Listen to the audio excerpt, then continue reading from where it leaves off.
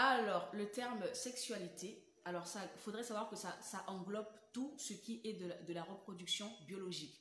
Ça veut dire que ça nous parle lorsque la Bible nous dit multipliez-vous, soyez féconds, d'accord? Donc ça nous parle de la reproduction, c'est-à-dire comment dirais-je, l'association entre l'homme et la femme, et ensuite qui se retrouvent, qui se connaissent et qui se reproduisent, d'accord? En cela, nous parlons de sexualité. Il faut une sexualité pour qu'il y ait reproduction, d'accord? Ok. Donc ça englobe les comportements sexuels, ça englobe tout ce qui est de la reproduction de l'homme et de la femme, afin de sauvegarder l'espèce humaine, d'accord? Ok. Mis à part ça, alors mis à part le phénomène biologique qui nous permet de nous reproduire, de nous multiplier, d'être féconds et d'assurer notre progéniture. Mis à part cela, donc cet aspect naturel que Dieu a créé, d'accord, depuis l'origine des temps. Mis à part cela, c'est aussi l'ensemble des comportements qui sont relatifs à la satisfaction de l'instinct. C'est-à-dire, en tant qu'être humain, nous avons un instinct sexuel, d'accord? Nous avons ce côté de nous qui doit être assouvi, d'accord? Parce que Dieu a mis en chaque être, que ce soit l'homme, que ce soit la femme, ce désir qui doit être pourvu dans un seul contexte, d'accord? Ok, donc le désir sexuel et le besoin de le satisfaire. Dieu a créé le désir, mais il a aussi créé le besoin de le satisfaire, d'accord? Dans un contexte très très bien défini. Ce n'est pas n'importe comment. Il ne peut pas être satisfait à tout va avec n'importe qui, mais il doit être satisfait dans un seul domaine dont je vous parlerai. Ok. Et le désir vient aussi de l'organisme, c'est-à-dire naturellement, nous avons ce désir en tant qu'être humain. À partir du moment où nous sommes sur la terre, c'est que nous avons forcément ce désir. À moins d'être, comment dirais-je, d'être comme des eunuques, vous voyez, comme l'apôtre Paul, à qui Dieu a enlevé ce désir-là et qui s'est complètement consacré à Dieu. Mais sinon, le reste de la population, le reste de la population a en lui, dans son corps, dans son organisme, ce désir qui doit être assouvi. D'accord? Très bien. Donc, mis à part, ce désir vient de notre organisme et il vient de notre psychisme. C'est-à-dire, il vient de notre corps, d'accord? Donc ça, c'est le côté physique. Mais il vient également de notre psychisme, c'est-à-dire de ce qu'on imagine, de ce qu'on aimerait, tout ce qui est invisible, ce que je souhaite, ce que je désire, d'accord? Et la conjugaison des deux fait que cela est possible. C'est parce que mon corps en a besoin, mon corps, Dieu a créé mon corps, comment dirais-je, afin de répondre à ce besoin-là. Mon psychisme comment dirais-je, qui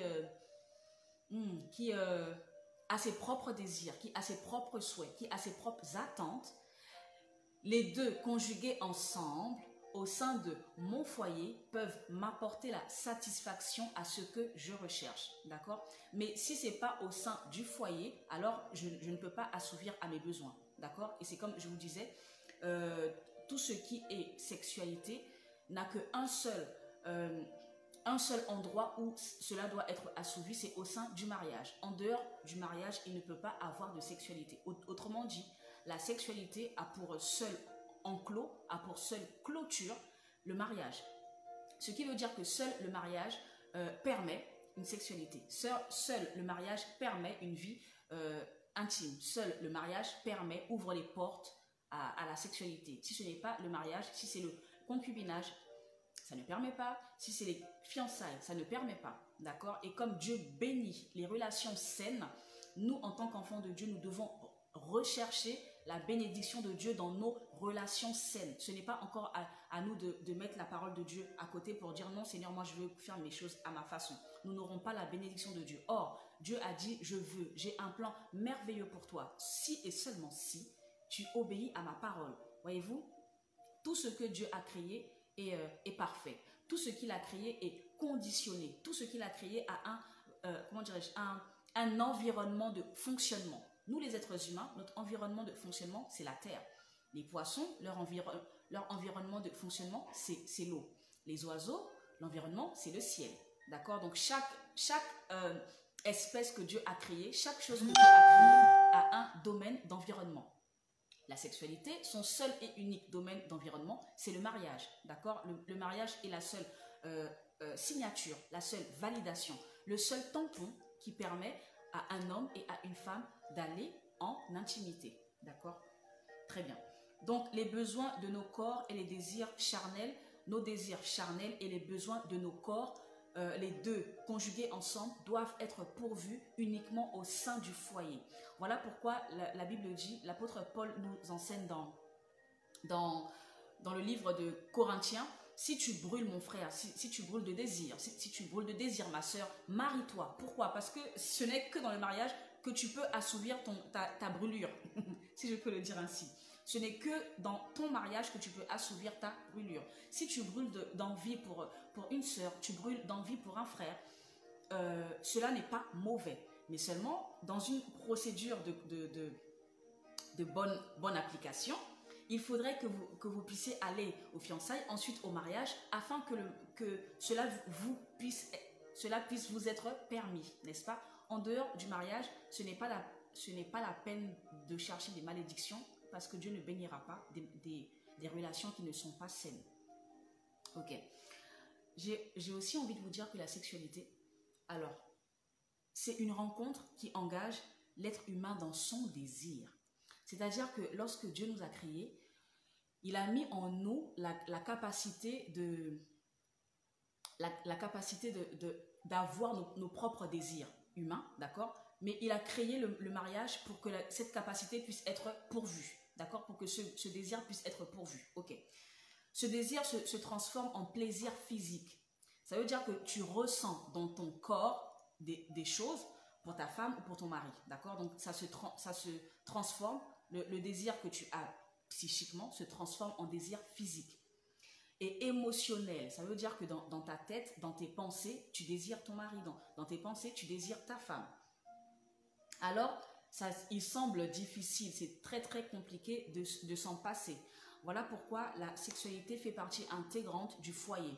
Et voilà pourquoi si deux personnes veulent se marier et qu'on les suit pour se marier, c'est tout à fait normal et logique qu'on puisse leur parler de ce domaine-là, puisque dans tous les cas, ils vont le vivre. Dans tous les cas, ça fera partie de leur quotidien. Donc, si on veut que les foyers puissent être des foyers épanouis, il est tellement normal et il est tellement fondamental de parler de la sexualité au sein du foyer, afin d'éviter tous les malentendus, afin d'éviter tous les problèmes de manque de connaissances. Et comme je reviens toujours à ce verset Osée 4, 6, mon peuple meurt par faute de connaissances. Et dans ce domaine-là, il y a vraiment beaucoup de méconnaissances. Et c'est comme je disais, si nous ne terminons pas aujourd'hui, nous terminerons la prochaine fois. De toutes les façons, nous avons toute la vie pour en parler. Donc nous terminerons lorsque nous aurons clôturé ce thème qui est tellement vaste, d'accord? Et qui soulève beaucoup de questions. Et donc, j'avais laissé aussi, lorsque j'ai publié le thème donc, par rapport à la sexualité pour ce mardi, je vous avais dit que vous pouvez poser vos questions. Donc, vos questions, vous pouvez les envoyer en message privé afin qu'elles puissent être traitées durant les directs. Comprenez que vos questions ne concernent pas que vous. Vos questions concernent tout le monde entier. Donc, lorsque vous posez une question, votre anonymat est garanti. Ça, soyez-en rassurés. Seulement, la réponse à votre question pourra aider tout un chacun. La réponse à votre question pourra aider tous ceux qui sont en couple, tous ceux qui vont aller en couple, tous ceux qui aspirent à aller en couple. Au juste, ça aidera tout le monde, voyez-vous. Donc, voilà pourquoi vous êtes libre de poser des questions en message privé afin que tout le monde entier puisse profiter et bénéficier de ce que nous allons apprendre par la grâce de Dieu. Très bien. Donc, il semble alors difficile, c'est très très difficile de s'en passer, de se passer de, comment dirais-je, de tout ce qui est sexualité au sein de son foyer, parce que ça fait partie de la vie du foyer. Donc, on m'a posé la question de savoir, mais est-ce qu'on ne peut pas s'en passer? À partir du moment où tu t'es marié, tu ne peux pas t'en passer, parce que la Bible dit, ne vous refusez point l'un à l'autre. D'accord? L'apôtre Paul nous en parle dans 1 Corinthiens au chapitre 5, si je ne me trompe pas. Ne vous refusez point l'un à l'autre. Le corps du mari ne lui appartient pas. Le corps du mari appartient à sa femme. Le corps de la femme ne lui appartient pas. Le corps de la femme appartient à son mari. Et il ne faut pas que le mari se refuse à sa femme. Il ne faut pas que la femme se refuse à son mari. Si si jamais il arrive un moment où l'un doit vaquer à ses occupations et ne peut pas être disponible pour sa femme ou pour son mari, vice-versa, il s'agit de convenir, d'être, comment dirais-je, d'être d'accord, de convenir d'un accord entre mari et femme. Pourquoi? La Bible dit afin que le diable ne vous tente pas par votre incontinence. Ceci étant, puisque ton corps ne t'appartient plus, ton corps appartient à ta femme, le corps de ta femme t'appartient, ce qui veut dire que si tu veux jouir du corps de ta femme, donc c'est avec ta femme, mais si tu ne peux pas être disponible, il s'agit de lui en parler et d'être d'accord avec elle, afin de ne pas pécher contre cette institution et afin de ne pas pousser l'autre à aller, comment dirais-je, à aller dans les travers sexuels par faute d'incontinence. Vous voyez, l'apôtre Paul nous enseigne sur toutes ces choses-là, mais malheureusement, nous, en tant qu'hommes, en tant que femmes, nous ne comprenons pas souvent ce que l'apôtre Paul nous enseigne. Et pourtant, il a dit, ne vous refusez pas. C'est tellement important. Si jamais vous n'arrivez pas à trouver un, comment dirais-je, si tu veux jeûner par exemple, ou si tu veux te mettre en retrait pour X raisons, d'accord, pour chercher la face de Dieu ou pour X autres raisons, c'est à toi d'en parler à ton mari ou c'est à toi d'en parler à ta femme afin que vous deux vous puissiez vous dire très bien, donc là on a une semaine où tu ne seras pas disponible, très bien, je suis au courant, je le sais et j'agis en fonction, d'accord. Ceci étant, ça ne laissera pas une porte ouverte à l'ennemi parce que vous savez très bien que l'ennemi rôde, il ne cherche qu'à détruire les foyers, il ne cherche qu'à détruire ce que vous essayez de construire, il essaye juste une petite fenêtre, ça lui permet d'entrer et de causer d'énormes dégâts. Et je vous assure que j'ai vu tellement de choses dans ce bas monde, j'ai vu tellement de choses par rapport à ça que je me dois de vous l'enseigner. Je me dois de vous dire que non, nous ne devons pas, notre corps ne nous appartient pas à partir du moment où nous sommes mariés. À partir du moment où tu t'es marié, tu as pris ton corps, tu as donné à l'autre. L'autre a pris son corps, il t'a donné. D'accord?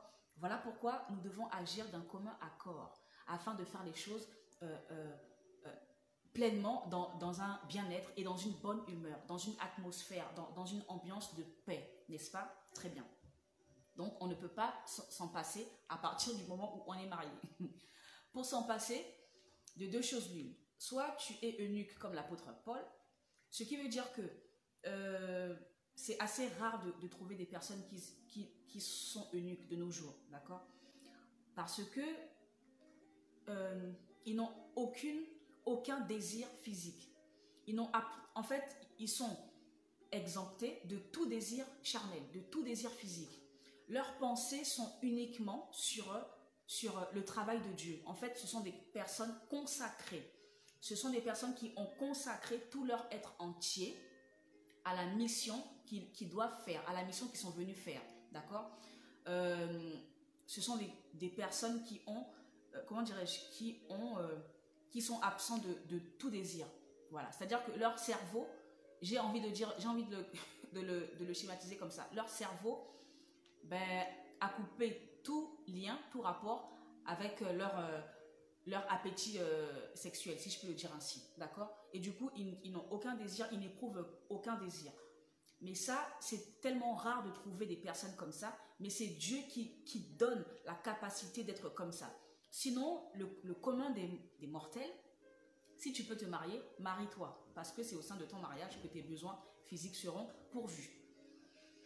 Donc, et comme c'est une bonne chose, parce que tout ce que Dieu crée est bon, comme c'est une bonne chose au sein du foyer, on a tous plaisir comment dirais-je, à recommencer lorsque c'est une bonne chose, n'est-ce pas? Comme c'est une bonne chose et du coup, on prend plaisir à le pratiquer. Et c'est d'autant plus une bonne chose que le Seigneur nous a permis de le faire. Donc, malheureusement, dans la communauté chrétienne, le diable nous a fait croire durant des décennies, durant des siècles même, que la sexualité est une mauvaise chose. C'est tellement faux.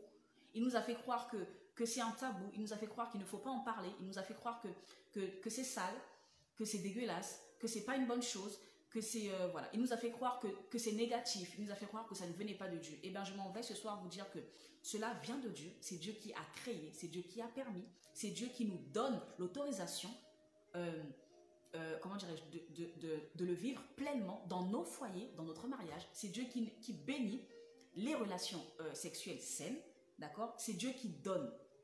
Donc, c'est Dieu qui nous donne la capacité de l'être et de le pratiquer, d'accord. Donc, tout cela, pour vous dire que tout ce qu'on a bien voulu nous faire croire, que cela n'est pas bien pour nous, que cela, c'est pas bon pour l'église, c'est pas bon pour ci, pour ça, c'est tellement faux, parce que la Bible nous dit, ne vous refusez pas l'un à l'autre, d'accord. Ça, c'était simplement pour vous introduire. Ok. Donc, le corps qui ressent des désirs, ça se transforme en érotisme.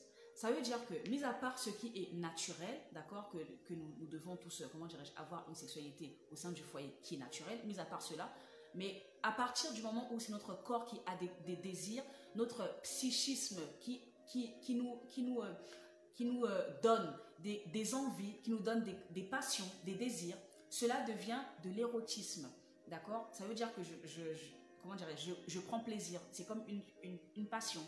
Je prends plaisir, j'aime bien, d'accord. Et ça, c'est tout à fait normal au sein de ton foyer, d'apprécier, parce que je vous dirai ce que c'est. Je suis en train de venir à vous détailler ce que c'est. Donc, c'est une très bonne chose que tu dois prendre plaisir à pratiquer au sein de ton foyer. Très bien. La sexualité, c'est un mode de communication pour les deux époux. C'est un mode de communication. La communication, ce n'est pas seulement je parle avec toi vocalement, tu m'entends et tu me réponds. Ce n'est pas seulement ça. La sexualité, c'est une communication physique dans un endroit, comment dirais-je, dans un endroit choisi par les deux époux, d'accord. La sexualité, c'est avant tout le langage des corps, c'est-à-dire les deux corps s'unissent, les deux corps se parlent, les deux corps dialoguent, les deux corps échangent, d'accord. Les deux corps communiquent. C'est un langage des deux corps. C'est les deux corps, de la même manière que nous parlons, d'accord, en tant que mari et femme, pour discuter de tout et n'importe quoi, et bien, la sexualité, c'est le langage que les deux corps ont trouvé pour pouvoir parler, pour pouvoir s'exprimer, pour pouvoir, voilà, exprimer leur amour, pour pouvoir exprimer leur joie, pour pouvoir exprimer leur bien-être, pour pouvoir exprimer comment dirais-je, leur bonheur, d'accord. Donc, c'est un espace de découverte du corps de l'un et de l'autre. C'est à ce moment-là que l'un et l'autre découvrent le corps de l'un et de l'autre. D'accord. Ça veut dire que, mis à part, je te découvre, comment dirais-je, humainement parlant, c'est-à-dire je discute avec toi, je parle avec toi, je sais à quoi tu penses, je sais ce que tu penses, je sais ce que tu penses de tel ou tel sujet parce que je parle avec toi. Mais là, c'est réellement dans l'intimité, mon corps parle avec toi pour découvrir ton corps. Ton corps parle avec moi pour découvrir mon corps. Les deux époux, en fait, se découvrent l'un et l'autre. D'accord. Voilà pourquoi tu dois aimer ton corps. Tu dois t'aimer pour pouvoir t'offrir à l'autre. La Bible dit que Jésus a aimé l'Église et s'est donné, il s'est livré à l'Église. Et la Bible dit, Marie, aimez vos femmes. D'accord. Celui qui aime se donne. Celui qui aime se livre. Celui qui aime s'oublie lui-même afin de donner le meilleur de lui pour l'autre. Et vice-versa. Si les deux pensent et de la même manière, ça veut dire que le couple ira bien. D'accord.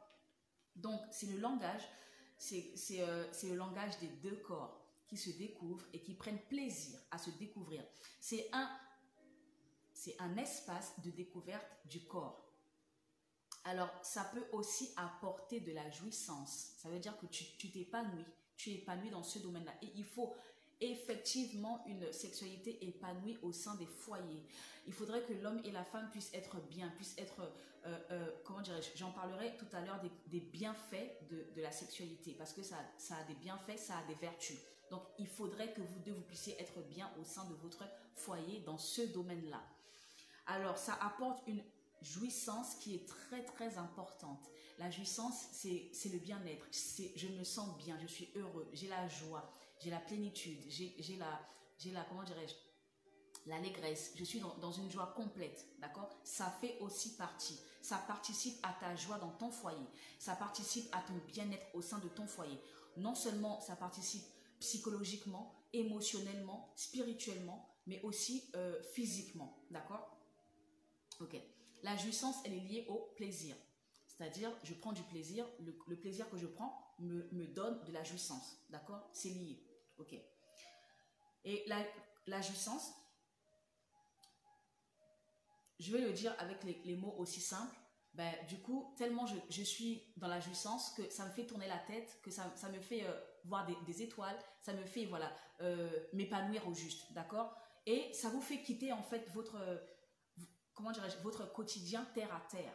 Ça vous fait aller dans un autre monde. Un autre monde où il y a de la douceur, où il y a de l'amour, où il y a de la tendresse, voyez-vous? Ça vous fait sortir de votre quotidien habituel. Et chacun en a besoin, que ce soit l'homme et la femme, chacun en a absolument besoin. Parce que la vie est subdivisée en plusieurs domaines. Et on a besoin de tous ces domaines-là pour pouvoir être épanoui. Et la sexualité fait partie d'un domaine tellement important au sein du foyer. Et aussi, il faudrait être épanoui au sein de son foyer par rapport à la sexualité. D'accord? Pas seulement par rapport aux finances, pas seulement par rapport au travail, pas seulement par rapport aux enfants, pas seulement par rapport à tout ce que vous construisez ensemble, mais aussi par rapport à la sexualité. Est-ce que quelqu'un peut écrire « je veux être épanoui » Quelqu'un peut noter « je veux être épanoui »,« je désire être épanoui »,« j'aspire à être épanoui ». D'accord? La Bible dit « j'ai un plan merveilleux pour vous ». Eh bien, le plan de Dieu, c'est que tu sois bien à tous égards. D'ailleurs, la Bible dit « je veux que tu prospères à tous égards, comme prospère l'état de ton âme ». Au juste, je veux que tu sois bien dans tous les domaines de toute la vie. La vie est subdivisée en plusieurs domaines, d'accord? Il y a vous-même déjà en tant que personne, il y a la spiritualité, il y a le travail, il y a les associations peut-être, il y a le sport, il y a les enfants, il y a comment dirais-je, la relation familiale avec votre famille, il y a la relation avec les amis, il y a la relation avec les autorités, l'administration, etc. Il y a les loisirs, il y a ce qu'on aime faire, les passions, tout ça. Donc, il faudrait que dans tout ça, il faudrait que nous soyons épanouis. Et Dieu dit, je désire que tu sois, comment dirais-je, prospère à tous égards. Donc, dans tous les domaines de ta vie, je veux que tu sois prospère. Sois prospère dans tout. En fait, sois bien, d'accord? Sois dans le bien-être dans tous les domaines qui concernent ta vie. Et dans ce domaine-là aussi, nous devons être bien, être épanouis. Parce que Dieu veut que nous soyons des hommes et des femmes épanouis, d'accord?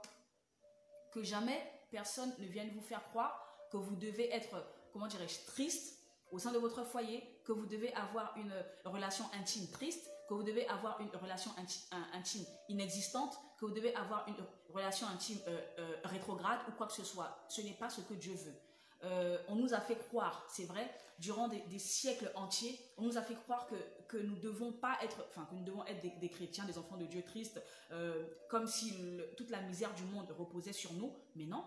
Si notre Père est celui à qui appartient l'or et l'argent, si notre Père est celui qui crée toutes choses, donc lorsqu'il a créé le mariage, il a aussi créé tous les ingrédients qui rendent, comment dirais-je, heureux notre mariage, y compris ce domaine-là, d'accord? Ok. Donc c'est une jouissance qui touche tous les sens. Elle touche la vue parce que lorsque tu vois, ça active ton désir pour ton mari ou pour ta femme. Ça touche l'ouïe. Lorsque tu entends les mots doux que ton mari te dit ou que ta femme te murmure à ton oreille, ça active ton désir. Ça touche également le toucher parce que lorsque tu touches ton mari ou ta femme, ben, ça active également le désir.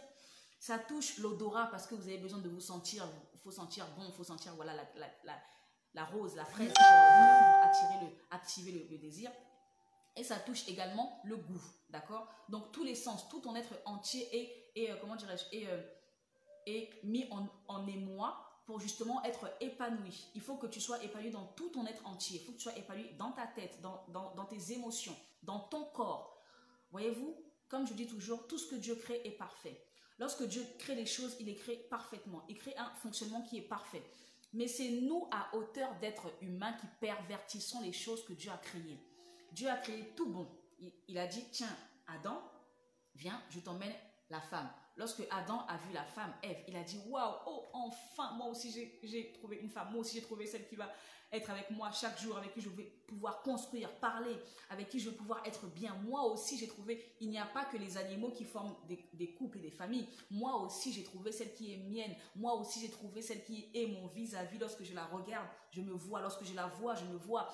Moi aussi j'ai trouvé celle qui pourra me parler, me murmurer, me consoler, me conseiller. Moi aussi j'ai trouvé celle qui est mienne. Moi aussi j'ai trouvé celle qui me ressemble. Celle qui est mon miroir. Celle que je peux voir en face de moi sans avoir besoin d'un miroir. Moi aussi, j'ai trouvé pour moi. Voyez-vous? Ok.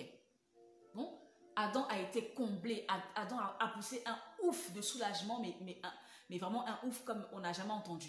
Parce qu'il a vu, cette fois-ci, celle qui est os de ses os. Lorsque les animaux passaient, il ne se retrouvait pas dans les animaux. Il s'est retrouvé dans aucun animal. Mais lorsque Ève a apparu, là, il s'est dit, non, ça là, elle est mienne. Là, c'est pas le chien ou le chat ou bien le crapaud ou bien la fourmi ou quoi que ce soit, ou le zèbre ou le lion. Là, celle-là, je me voile. C'est comme si c'était moi, mais au féminin. Voyez-vous? Très bien. Et la Bible dit que comment dirais-je, Dieu leur dit, maintenant que vous êtes à deux, je vous donne le droit, je vous donne la permission, je vous donne l'autorisation de vous multiplier et de remplir la terre. Assujettissez la terre, remplissez-la. Et quelqu'un me dira que les, comment dirais-je, que les relations intimes ne sont pas bonnes, ne sont pas bien, c'est tabou, c'est pas bon, c'est mauvais. Quelqu'un me dira ça ce soir. Dieu a créé tout bien. Dieu a dit, maintenant que je vous ai unis, moi-même je vous ai unis, d'accord? J'ai fait le travail, je vous ai unis. Maintenant, je vous donne l'autorisation de jouir l'un de l'autre. Je vous donne l'autorisation comment dirais-je, d'aimer justement votre corps, d'apprécier les moments que vous pouvez passer avec votre corps, avec votre femme et votre mari. D'accord? Dieu a dit faites, multipliez, passez du bon temps ensemble. Ça, c'est ce que Dieu nous a dit. Maintenant, quelqu'un nous dira, quelqu'un se lèvera par méconnaissance ou par ignorance et nous dira, ben non, ça c'est tabou, ça c'est pas bon, ça c'est, oulala, c'est Satan, ça c'est... Mon peuple meurt par faute de connaissance. Ce soir, Dieu nous donne la connaissance, d'accord? Que quelqu'un dise ce soir, j'ai la connaissance. Ce soir, je décide d'avoir la connaissance. Ce soir, en tout cas, ce sujet n'est plus tabou. J'ai envie de dire, si l'Église n'enseigne pas ça, si ce n'est pas à nous d'enseigner ça, c'est le monde qui l'enseignera. J'ai simplement envie de vous laisser, comment dirais-je, voir ce que le monde nous enseigne. C'est n'importe quoi. C'est des choses inversées. D'accord? C'est des choses qui ne sont pas normales. Si nous laissons le monde nous enseigner ce que nous devons faire en tant qu'enfants de Dieu, alors ça veut dire que nous prenons ce que Dieu nous donne comme instruction et nous jetons dehors. Si nous nous taisons et nous laissons que le monde nous enseigne, ça veut dire que nous refusons, ça veut dire que nous disons, Seigneur, mais tu t'es trompé, toi aussi, purée, mais comment tu as réfléchi, mais tu t'es trompé, Seigneur. Voyez-vous, si ce n'est pas l'Église qui enseigne tel que Dieu a créé les choses, tel que Dieu veut que les choses se passent, si ce n'est pas l'Église qui enseigne cela, c'est le monde qui l'enseignera, c'est la rue qui l'enseignera, c'est le diable qui l'enseignera, ce sont les francs-maçons qui enseigneront, ce sont les sciences occultes qui enseigneront, ce sont les sectes qui enseigneront, ce sont les gens qui ont, comment dirais-je, voilà, qui ont les tentacules partout dans la société, qui enseigneront exactement ce qu'ils veulent enseigner. Voyez-vous? Mais nous devons proclamer ce que la parole de Dieu nous dit. Nous devons proclamer la vérité. La Bible dit, il est le chemin, la vie et la vérité. Ce soir, nous déclarons la vérité. Voyez-vous? Alors, je disais donc que cela nécessite de s'abandonner. Voyez-vous? On disait que la vie intime nous donne une jouissance. Mais la jouissance, je ne peux l'avoir que si je décide de me donner, en fait, de m'offrir à l'autre. C'est pas que je viens et je suis coincée et je ne veux pas. Voyez-vous, c'est que je prends plaisir à me donner. Et l'autre aussi prend plaisir à se donner à moi. C'est un moment de partage, c'est un moment de tendresse, un moment de douceur, un moment où nous laissons nos soucis de côté pour pouvoir le partager ensemble. Un moment où peut-être on n'a même pas trop besoin de parler, mais que nos corps se retrouvent ensemble dans tout, vous savez, matin, midi, soir, chaque jour de l'année. Les gens courent à gauche, à droite. Les gens sont toujours en train de courir après le temps. Ils courent pour aller au travail. Ils courent pour aller prendre le métro. Ils courent pour aller, voilà, ils sont coincés dans les bouchons. Ils courent pour aller à l'hôpital. Ils courent pour aller récupérer les enfants. Ils courent pour aller faire les courses. Ils courent pour aller faire ci, faire ça. On est toujours en train de courir. Et bien là, c'est un temps que vous vous réservez à vous deux, où vous ne courez pas. Vous prenez du bon temps ensemble. Et ce bon temps au sein du mariage, sachez que Dieu approuve cela et Dieu veut que vous puissiez passer ce bon temps. Mais pour cela, comme il s'agit de se réjouir ensemble, il faut que toi, en tant qu'homme ou femme, que tu puisses te donner, en fait, te livrer, que tu puisses prendre plaisir à cela pour te donner à l'autre, d'accord? Alors, ça nécessite d'avoir une bonne image de soi. Parce que ce que je suis, c'est ce que je donne à l'autre. Mais si j'ai une mauvaise image de moi, donc je ne pourrai pas me donner convenablement à l'autre. Il faut que je puisse m'aimer pour pouvoir me donner à l'autre. Il faut que je puisse aimer mon corps pour pouvoir me donner à l'autre. si tu n'aimes pas ton corps, tu auras du mal à te donner, à t'offrir à l'autre. Parce que tu diras, mais comment ce vilain corps, ce gros corps, ce petit corps, ce corps maigre comme tout, comment je pourrais le donner? Au contraire, il faut que je le cache, il faut que je cache mon manque de poitrine, il faut que je cache ma grosse poitrine, il faut que je cache mes... Voyez-vous, j'essaie de vous dire les choses le plus clairement que possible pour que chacun puisse me comprendre. Si tu n'apprécies pas ce que Dieu t'a donné, tu auras du mal à t'offrir à l'autre. Donc l'autre aura du mal à passer du bon temps avec toi. Voyez-vous, donc ce soir, j'appelle chaque femme mariée, chaque homme marié, à se livrer à l'autre, à s'offrir, d'accord? Afin que vous puissiez passer un bon moment. Donc, ce qui veut dire que tu n'as plus trop le contrôle de ton corps, mais que comment dirais-je, que tu te donnes et que vous puissiez apprécier les choses telles que vous les passez, d'accord? Ok. Et je voulais aussi rajouter, n'ayez pas peur d'être jugé. Au juste, il faut d'abord faire un travail sur soi-même avant de se donner à l'autre. La peur d'être jugé, d'être dénigré, d'être, comment dirais-je, mal apprécié. Vous devez d'abord faire un travail sur vous-même avant que l'autre puisse vous apprécier. Si je ne m'aime pas, l'autre ne pourra pas m'aimer. D'accord? Si je ne m'aime pas moi-même, je ne pourrai pas aimer l'autre. Si je ne m'aime pas, l'autre ne pourra pas m'aimer. Parce qu'à chaque fois qu'il me dira, chérie, tu es belle, comme moi-même, je ne me trouve pas belle, je ne croirai pas à ce qu'il dit. Donc, le travail commence par moi-même. Je dois d'abord croire que je suis belle pour que lorsque l'autre me le dira, je croirai. Si je crois que je suis moche, lorsque l'autre me dira, chérie, tu es belle, je croirai que c'est un menteur. Si tu crois que tu n'es pas bien et que l'autre vient te faire un compliment, tu auras tendance à mal prendre ce compliment parce que toi-même, tu as une mauvaise opinion de toi-même. D'accord? Donc, il faudrait déjà que le Seigneur aide chacun à faire comment dirais-je, un travail sur soi-même afin de pouvoir avoir une très bonne image de soi et se donner à l'autre. Et ça, c'est un travail individuel. L'autre ne peut pas le faire pour toi. Ok. C'est une communication physique. La sexualité, c'est une communication physique. D'accord? Mais, comment dirais-je, elle est aussi bien physique que verbale. Ça veut dire que les époux doivent échanger. Ça veut dire que vous devez parler. On n'a pas dit forcément au moment même, mais vous devez parler. La dernière fois, il y a une personne qui avait posé la question de savoir si je suis fatiguée, je rentre du travail, je ne suis pas disponible pour me donner à mon mari, mais mon mari vient à moi, comment je fais? Parce que la Bible dit que nous devons être des femmes soumises, donc comment je fais? Alors, j'ai répondu que si c'est pour la première fois, la deuxième fois, tu fais plaisir, parce qu'en tant que femme, nous avons ce devoir-là, d'accord? En tant qu'homme, nous avons aussi ce devoir-là, le devoir conjugal, d'accord? Donc, tu fais plaisir à ton mari, donc tu t'offres à ton mari, tu te donnes à ton mari. Mais ensuite, c'est de ta responsabilité, ensuite de lui expliquer, chérie, tu sais, lorsque je rentre, je suis très épuisée, je ne suis pas disponible, je suis fatiguée, donc je ne peux pas, j'ai du mal en fait à passer un bon moment avec toi, vous savez. C'est lorsque l'autre ne sait pas qu'il y a des malentendus. Mais si vous prenez le temps de discuter, si vous prenez le temps de vous faire comprendre à l'autre, alors les relations seront très très faciles. Ça coulera comme sur des rails, d'accord? Aussi, éviter la frustration, parce que la frustration, ça laisse une faille. Une frustration est une faille dans le système conjugal. Une autre frustration est une faille dans le système conjugal. Et j'ai envie de dire que la sexualité, c'est un domaine, j'ai envie de dire que c'est même au centre même. C'est au centre de votre couple. Ça prend une partie vraiment très très importante. Donc, il ne faut pas négliger. Et là, je fais appel à tous les chrétiens qui ont tendance à dire, ben, comme nous sommes chrétiens, donc le spirituel, je suis trop spirituel, je suis hyper spirituel. Alors, je vais rassurer tous les hyper spirituels, tous ceux qui sont extra spirituels, tous ceux qui sont voilà, très très zélés, très très...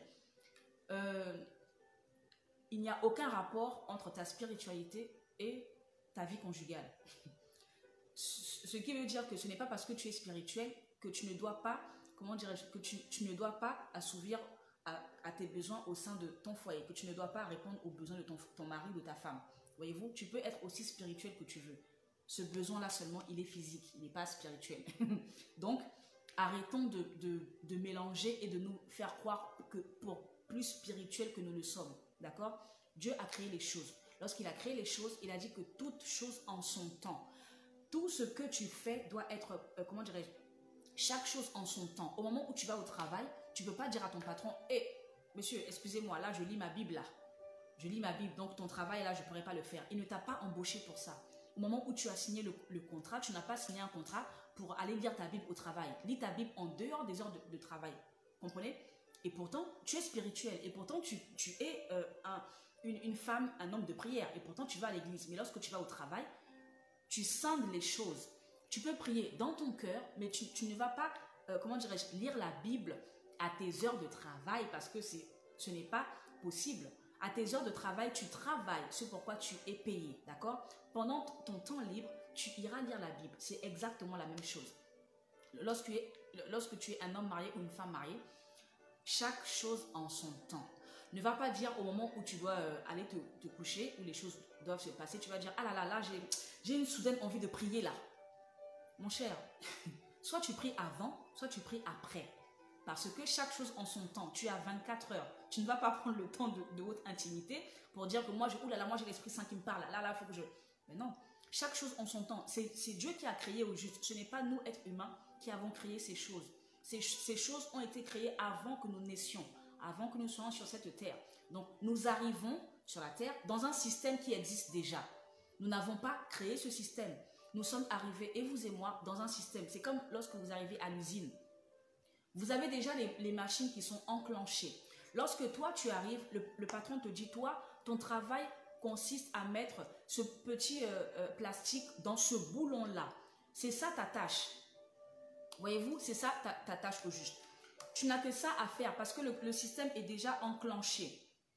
Le système est déjà enclenché. On ne t'a pas attendu pour dire, ah tiens, bon, maintenant que tu es là, on va tout réorganiser, tout le système. Non, c'est déjà un système existant. Donc toi, tu arrives te faufiler, tu rentres dans un système qui existe déjà. Voyez-vous, le couple a un fonctionnement. La Bible dit que chaque chose en son temps, que ton corps ne t'appartient pas. Au moment où tu dois te livrer à ton mari ou à ta femme, dédie ce moment à cette chose, à ce domaine-là, à ce temps que vous devez passer ensemble. Après, vas-y prier. D'ailleurs, la Bible dit, Paul nous enseigne, ne vous refusez point l'un à l'autre, si ce n'est d'un commun accord. Ensuite, allez vaquer à la prière. En fait, retournez dans vos activités spirituelles. Voyez-vous, ne mélangeons pas les choses. Au moment où je dois faire la vaisselle, ah tiens, je vais passer le balai. Non, je finis d'abord la vaisselle, après je passe le balai. Voyez-vous, cela n'empêche que je sois spirituel. Mais chaque chose en son temps. Et cela n'empêche que tu sois en intimité, que tu sois toujours aussi une personne spirituelle. L'un n'empêche pas l'autre. C'est Dieu lui-même qui a créé tout ça. Donc, respectons juste ce que Dieu a créé. D'accord? Ok. Le temps de... Voilà, c'est un moment où vous devez discuter ensemble. Dites-vous ce que vous appréciez, ce que vous n'aimez pas. Dites à l'autre, au juste, aiguillez l'autre parce que l'autre ne sait pas forcément quels sont vos désirs, quelles sont vos envies. Ça fait partie aussi de la communication. Vous devez en parler. Peut-être pas pendant, peut-être après, lorsque tout revient à la normale. Vous devez absolument en parler parce que ça fait partie de votre quotidien. Vous allez vivre des moments comme ça encore jusqu'à toute votre vie. Donc, autant mieux être en accord, autant mieux se parler, autant mieux que tu connaisses mes désirs afin de répondre à mes désirs, autant mieux que je connaisse tes désirs afin de répondre à tes attentes, autant mieux que tu me dises ce que tu attends de moi pour que je puisse répondre à tes besoins, autant mieux que tu me dises afin que je puisse apprendre et faire comme toi tu veux, autant mieux que tu m'aiguilles, que tu me diriges, que tu me guides en fait pour que je puisse parfaire à ce qui te fait plaisir, autant mieux que je puisse faire des choses pour que toi tu puisses être content et vice versa. Voyez-vous, mais pour cela, il faut de la discussion, il faut parler. On ne peut pas imaginer, personne de nous n'a la capacité de lire dans les pensées de l'autre. Mais Dieu nous a donné une bouche pour nous exprimer, pour parler et pour échanger l'un avec l'autre. Ça fait partie également du foyer. Voyez-vous, ça fait partie de nos obligations conjugales. Ça fait partie comme être mère, être père, ça fait partie de nos obligations conjugales. Ben, être femme, être mari, ça fait partie de nos obligations conjugales. Et ça, c'est une de nos obligations. Nous devons parler, d'accord, pour savoir ce que nous voulons, ce que nous ne voulons pas. Et comme chaque être humain est différent, chaque être humain est un individu à part entière, donc il faut sans cesse se mettre à jour. Et comme l'être humain évolue sans cesse, donc il faut sans cesse se mettre à jour. Imaginez-vous, hier, vous aimiez la la choucroute. Aujourd'hui, vous n'aimez plus la choucroute. Vous avez changé de goût. Donc, si vous ne dites pas à l'autre, l'autre va rester sur une information qui est has-been, qui est passée, arriérée.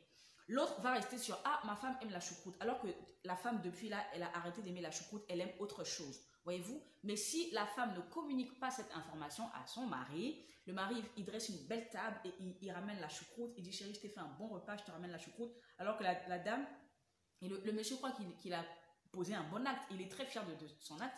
Alors que la femme n'est pas dedans. Elle dit « Oulala, mais zut, mais je ne voulais pas ça. » Peut-être qu'elle mangera pour faire plaisir, mais au juste, ça ne lui fera pas plaisir à elle. Voyez-vous? Nous devons nous actualiser. Toujours dire à l'autre ce que nous attendons de lui. Toujours dire à l'autre ce que nous attendons d'elle. Parce que l'être humain, comment dirais-je? L'être humain évolue chaque jour. Hier, vous appréciez quelque chose.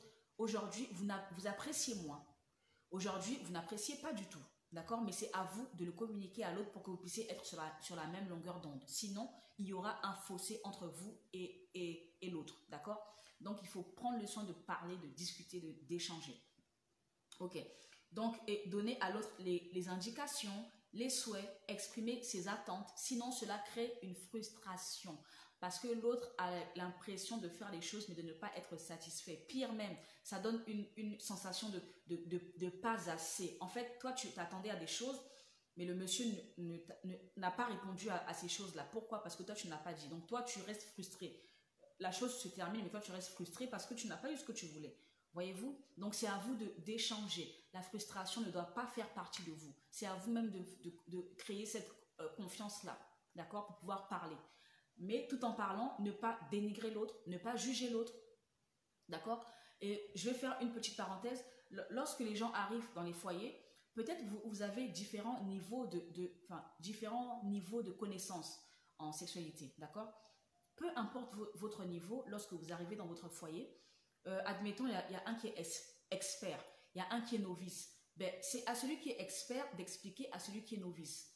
Parce que les passés étant différents, chacun vient tel qu'il est, d'accord? Et comme vous ne formez plus qu'un, c'est à celui qui sait d'expliquer à celui qui ne sait pas, afin que vous deux, vous puissiez être sur la même longueur d'onde, que vous puissiez évoluer et que toi qui es expert, que tes désirs soient assouvis par l'autre qui ne connaît pas, d'accord? Et je vais sur la base que lorsqu'on est un couple, ce que toi tu sais, tu dois l'apporter dans ma vie. Ce que moi je sais, je dois l'apporter dans ta vie. Autrement dit, j'enrichis ta vie. Toi, tu enrichis ma vie aussi dans ce domaine-là. Sinon, comment dirais-je, je serais frustrée parce que j'aurais des attentes que tu ne pourras pas assouvir puisque tu ne sais pas. Et toi, tu seras frustré parce que tu auras des attentes que tu ne pourras pas assouvir parce que tu ne sais pas. Voyez-vous? Donc, discutons et apprenons ensemble, grandissons ensemble, évoluons ensemble. Ne va pas dire, ah ben toi tu es resté derrière toi. Non. Tenez-vous la main et avancez ensemble parce que vous êtes une seule chair. Avez-vous déjà vu le pied gauche devant là-bas à 1 mètre et le pied droit à 2 mètres derrière? Non. Les deux pieds sont au même niveau. Il y a un. Est-ce que vous m'entendez? Est-ce que vous m'entendez?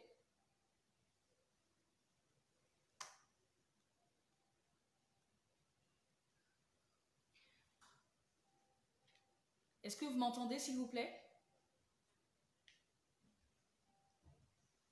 Est-ce que quelqu'un peut me dire si vous m'entendez bien?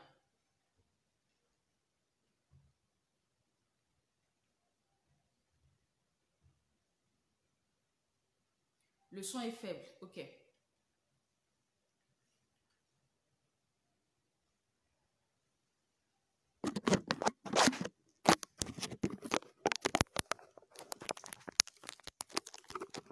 Ok. Vous m'entendez? Mais pas trop fort. Vous m'entendez pas très bien. Ok. J'entends très bien. Moi j'entends mais le son est faible. Ok. Si le son est faible, vous m'entendez quand même? Malgré que le son soit faible, vous m'entendez quand même? D'accord. Donc, je vais essayer de terminer donc, pour ce soir. Et ensuite, on continuera jeudi, d'accord? Je vous donne rendez-vous jeudi à 21h à l'île de la Réunion et à 18h pour la France et pour l'Europe. Et afin qu'on puisse continuer ce thème, d'accord? Sur la sexualité, d'accord? Donc là, pour le moment, je vais essayer de je... C'est normal, oui. C'est normal que le son parle parce qu'on parle de sexualité. Honnêtement parlant, c'est vraiment un thème dont personne, enfin, pas grand monde en parle, donc vraiment, c'est normal qu'on soit coupé comme ça, là. Mais vous savez quoi? Nous allons en parler aussi longtemps qu'il le faudra. Vous comprenez? Nous en parlerons aussi longtemps qu'il le faudra parce que nous devons en parler, parce que ça fait partie de notre quotidien. Ça fait partie de la vie et nous allons en parler. Que le son le veuille ou pas, nous allons en parler. Donc, je disais qu'il faut parler, il faut échanger, comment dirais-je, il faut partager, il faut l'exprimer en fait. C'est très très important, sans avoir honte, parce que si vous avez honte devant votre mari ou devant votre femme, ben, à qui allez-vous le dire, d'accord? Votre mari, votre femme, c'est la personne qui partage votre intimité la plus profonde. Donc, c'est avec cette personne-là que vous pouvez partager ce genre de choses, puisque vous partagez déjà la chose. Donc, c'est avec cette personne que vous pouvez échanger, d'accord? Afin d'améliorer, afin que vous puissiez vous coordonner davantage, afin que vous puissiez être satisfaits l'un et l'autre. D'accord? Très bien. Donc, je vais rajouter que c'est aussi un temps. Le temps d'intimité, c'est aussi un temps de création, où vous créez. En fait, où vous produisez, en fait. Vous vous accomplissez en tant qu'homme et femme. D'accord? Là, il n'y a pas de mode d'emploi. C'est vous-même qui vous accomplissez. C'est vous-même qui vivez, quoi. D'accord? Mais physiquement. D'accord? Ok, c'est un temps de détente amoureuse. Ça veut dire qu'on n'est pas en stress, on n'est pas en pression, on n'est pas pressé, on est nous. D'accord? On est nous et on parle et comment dirais-je, et on vit la chose paisiblement. Donc c'est un temps de détente où vous êtes éloigné de tous les attraits de ce monde, de tout ce qui, voilà, comment dirais-je, vient pour vous perturber, mais vous pensez à vous deux. C'est un espace de résolution des conflits. C'est un espace de résolution des conflits, des tensions qui disparaissent. Alors, c'est quand même quelque chose qui est très vrai, mais moi, personnellement, j'ai du mal à comprendre.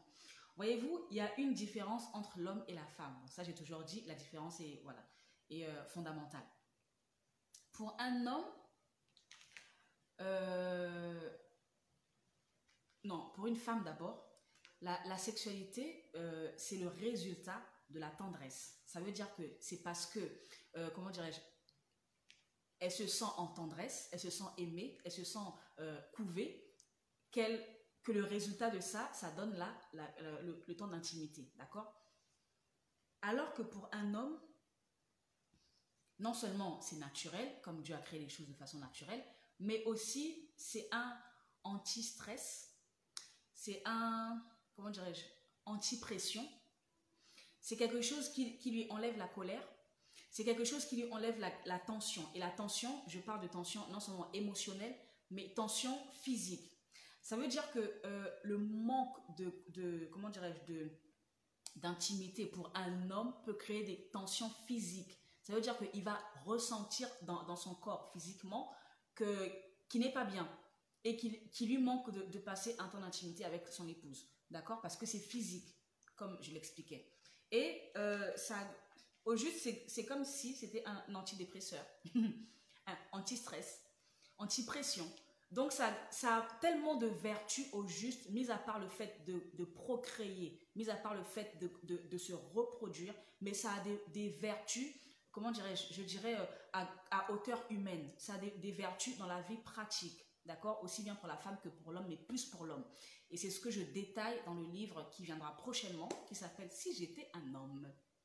Et comme les hommes sont, on en parle très rarement, du coup, nous avons une grosse méconnaissance par rapport à l'homme et à son fonctionnement, d'accord? Et dans ce livre, je détaille comment fonctionne l'homme, que ce soit émotionnellement parlant, psychiquement parlant, que physiquement parlant, d'accord? Parce que c'est important de le savoir.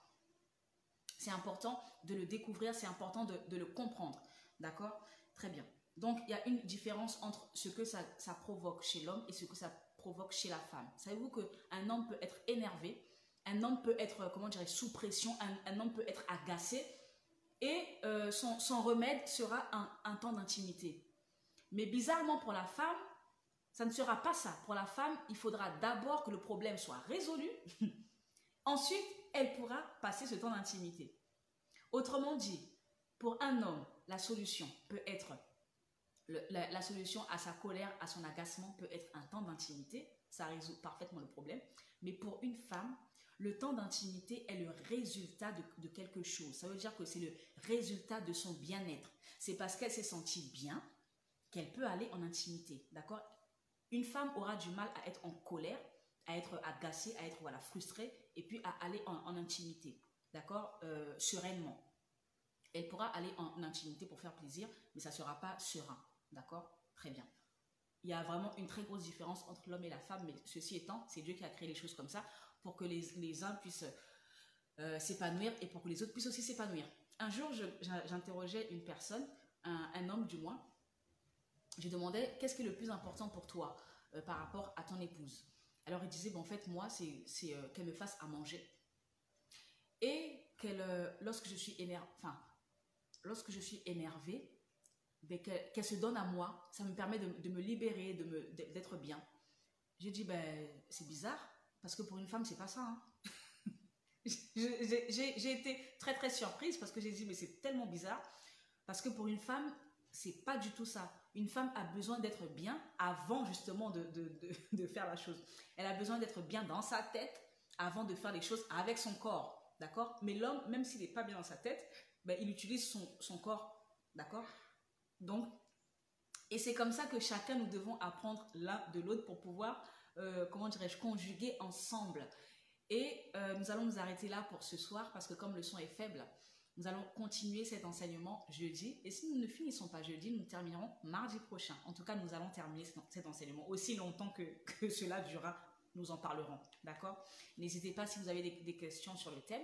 Envoyez les questions en message privé et nous traiterons les questions. Alors, je vous donne rendez-vous.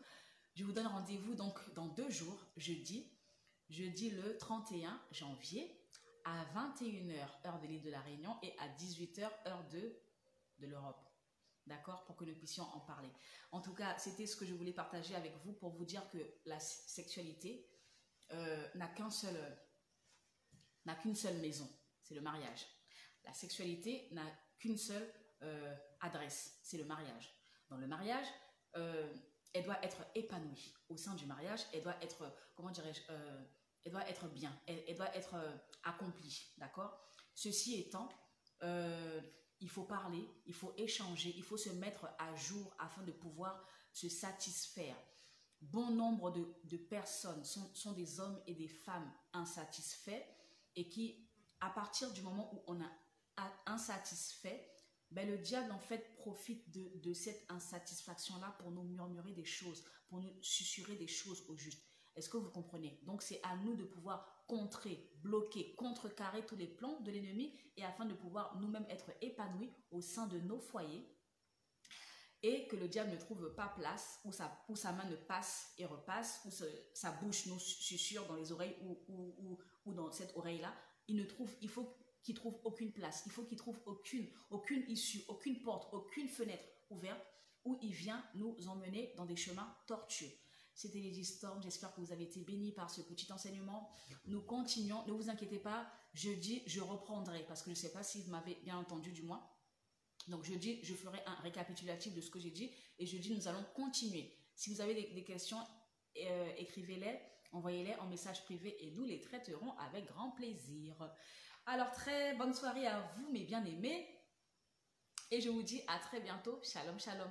Partagez la vidéo afin que le plus grand nombre de personnes puissent être enseignées, puissent être nourries, puissent être épanouies au sein du foyer. Et la connaissance intronise toujours. Donc, partagez. Soyez comment dirais-je, des bons communicants. Soyez des personnes qui voulaient le bien de vos amis sur Facebook. Donc, partagez. Et que le Seigneur soit béni dans tout ce que nous faisons pour lui. À très bientôt, à jeudi. Shalom, shalom. Bye bye.